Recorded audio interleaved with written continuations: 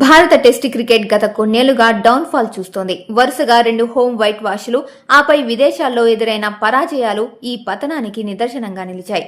మరోవైపు one day, T20 ఫార్మాట్లలో మాత్రం team India ఆధిపత్యం కొనసాగుతూనే ఉంది. ఈ స్పష్టమైన వ్యత్యాసంపై టీమిండియా మాజీ కోచ్ రాహుల్ ద్రావిడ్ ఘాటు వ్యాఖ్యలు చేశాడు. 3 ఫార్మాట్లు ఆడే ఆటగాళ్లకు టెస్ట్ మైండ్ సెట్ లోకి వెళ్లడానికి సరైన సమయం దొరకడం లేదని ఆయన చెప్పుకొచ్చాడు. టర్నింగ్ ట్రాక్లు, స్విమ్మింగ్ పిచ్లపై గంటల కొద్దీ ఓపికతో ఆడే నైపుణ్యం టెస్ట్ క్రికెట్లో కీలకమని ద్రావిడ్ గుర్తు చేశాడు. మా తరం రోజుల్లో 2 ఫార్మాట్లే ఉండేవి. ఫ్రాంచైజీ క్రికెట్ కూడా లేదు. ఒక టెస్ట్ సిరీస్ కోసం 1 నెల రోజులు రెడ్ బాల్తో ప్రాక్టీస్ చేసే అవకాశం ఉండేది.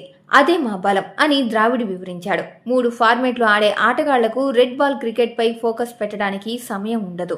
శుభ్మన్ గిల్ కూడా ఇటీవలి కాలంలో 3 ఫార్మాట్లు ఆడాడు. టెస్ట్ క్రికెట్ కు సిద్ధమవడం ఎంత కష్టమో అతనికి అర్థమై ఉంటుంది అని ద్రావిడ్ అన్నాడు.